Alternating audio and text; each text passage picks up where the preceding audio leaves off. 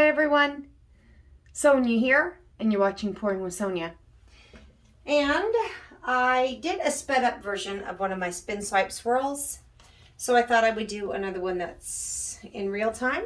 I have got several instructional videos on this. You can go back and look through them if you'd like, but I have a little bit of my goth color paint still left, and the last one I did, it was just the black and red. It's very goth looking and kind of beautiful and dramatic.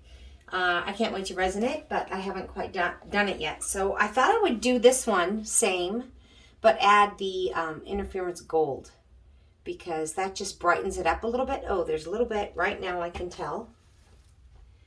In my pillow paint, there was a gloop and a glob. So let's get that right now. Nobody wants a gloopy glob. Okay, for this, my paints are mixed up with the Shelley Carruthers pouring medium. That beautiful, lovely, stretchy pouring medium. Oh, you know what? Hold on. 1 second. I gotta get my cell activator. Okay, I should have just enough of my cell activator. Anyways, for this, for the Shelley Carruthers technique, you just need a pillow paint. But for this, I'm going to spread it pretty thin. Nice and thin, not a nice thick pillow because I'm not really going to spin it and stretch it. I just want something for the paint to kind of float on top of, but not really, I'm not really intending to tilt it. So I'm just going to take a little bit of this pillow paint, spread it out over my record here. I do like record pours. They're kind of fun. I like rescuing an old record and giving it some new life and purpose. And I like the shape. So here I've got a nice thin amount. You can use any, I mean, I used to just use my hand to spin this out, you know? But the thing, you don't want too much of this pillow paint on here and you don't want too much in the middle. So there we go. Nothing real fancy about that, but you'll notice it's quite thin. Okay. The tools that I'm going to use for this, just right off the bat to let you know, I've got one of these little, I think it's a grout spreader or something. Anything that's, it's the notch tool. It's got 3 sides, a small, medium, large, and then a flat side. And I use the medium size side. Then you need some kind of like a small, flat scoop. I've got these little candy scoops. And this is just a little clay working tool. I like this size. I got a pack of like 5 of these, all different size balls. And I really like this one for this size. If you had a smaller one, you could go with some of the nail dotting ones that are really small. If you've got a really big working surface, you might want a bigger ball. It just depends. The size ball is going to make the size design. So those are the tools I've got. And now I'm going to lay down some paint. I've got Wheelie Wagtail Black. And I'm going to put that down because I like the nice dark contrast. Now, when I've done these in the past, I just put the paint in the middle and then I spread it out.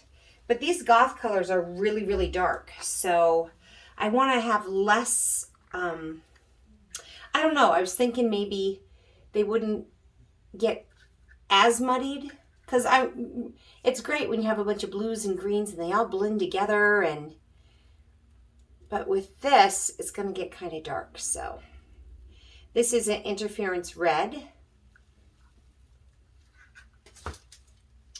Now I'm going to do some charcoal. It's not charcoal, it's actually this little piggy galaxy, and it's a nice beautiful charcoal, glistening, shimmery goodness.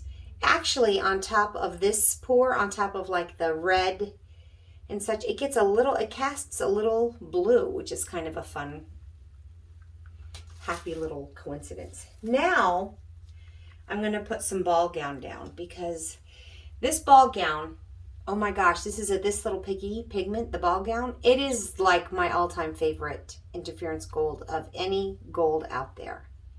It just shimmers and shifts and it's just fantastic. All right.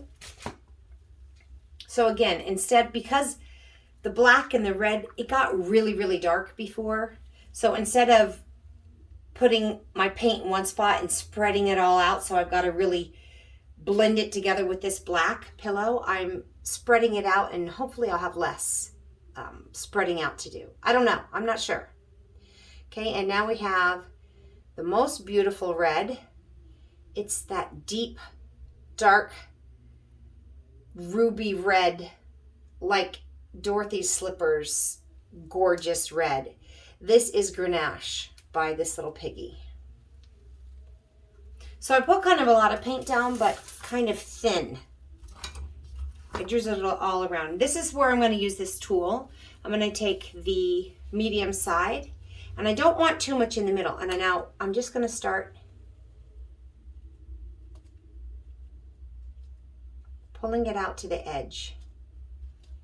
So you see what I mean about it kind of getting muddied up. I didn't want it to get too dark, so let's see. I think I'll grab a little bit right here. Oh, yeah, I'm still gonna.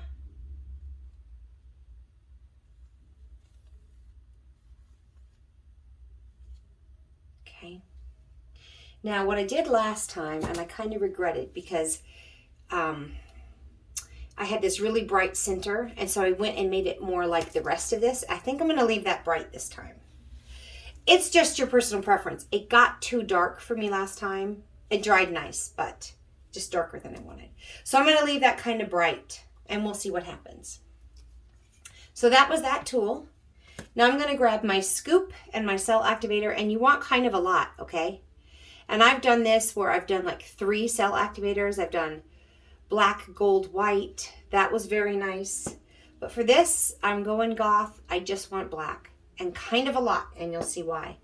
Because I'm going to take this now and lay it down all the way across, all the way out to the edge. And so I don't want to run out of it.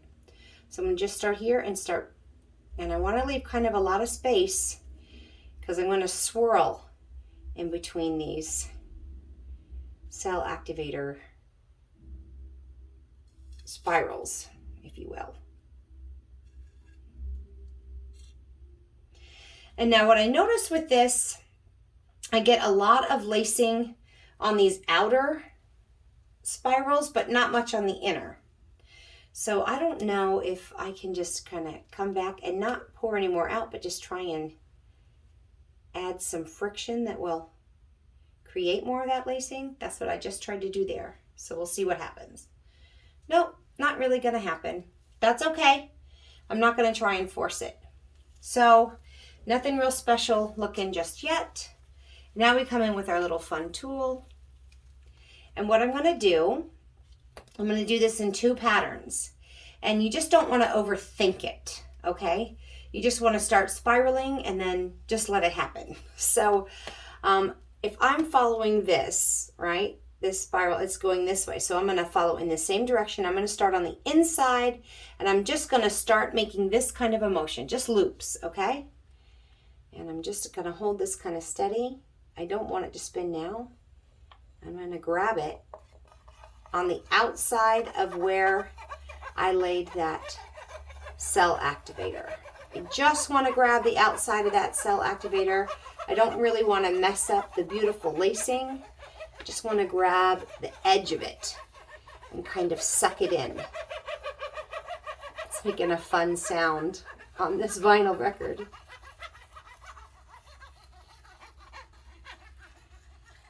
Don't overthink it. Just start with your motion and follow it through. All right, so I did one side. I'm just going to wipe this off real quick. Oops, I don't have a paper towel handy. Here's one. Not that it's going to make that much of a difference, but I just want to start with another clean tool. And now I'm going to go in the other direction and on the other side of the lacing. So I grabbed the inside of the lacing. Now I'm going to grab the outside and go in the other direction. And if I can just make it big enough to touch where the other ones are, you'll get this beautiful kind of heart pattern. So I'm not trying to overthink it. I'm not trying to grab into the middle of that cell activator, but I am paying attention to try and get to touch where the other one was so I can create the heart. And there it is. It's really quite beautiful. I'll bring you down. I just love this. I think it just creates really beautiful, beautiful, elegant, pretty style. So I don't know if there's a glare on that. There probably is. So let me bring you down. So this I really like. I have a really bad habit of grabbing this and taking it out of my holder here and then stopping the recording. So hopefully I don't do that. That's my problem. Okay. So let's come down and take a look at this a little bit closer. Had to get up on my stool. Sorry. Okay. So I'm glad I left the center brighter. I kind of like how that turned out. So you can see. Now I don't have much lacing in this middle, but the design's very pretty there. This is where the black was. It didn't create much lacing, but when I start coming out, you'll see now I'm starting to get the lacing here. So you get this little delicate, I don't know, it's just cool. You get this kind of webbing in between the beautiful design that you create with the spinning. Oops, here we go. I had trouble focusing. So that is the beautiful design that it creates. I'm not unhappy about the fact that there's really not much lacing in the middle. I'd love it if there was, if I had this kind of beautiful lacing there in between the design, but I don't, I never seem to be able to get it for whatever reason, but it is pretty. I do like the gold in there. It brightened it up quite a bit, and it's, I wouldn't say goth, but it's kind of like this elegant, it's quite beautiful. The gold, I thought the red would be the star of the show, but it really is the gold. She's pretty. So you should give it a try. It's, I mean, I say it's not that hard. I guess it's just practice makes perfect, right? As with any technique. But I love this. And I think it just makes really incredible, beautiful. I'm not trying to spin too much because I really don't want this pattern to change. But I'm just trying to show you how pretty it looks. Look, it's just pretty. Now, what's really, really important, you need to have, and I'm talking stone cold level surface when you're drawing this. So make sure it's super level, because if it's just this tiniest bit, this whole design, like if it was tilting this way, it would all shift a little and your circles would get wonky. And I've had that happen, and it still looks cool and people still bought it.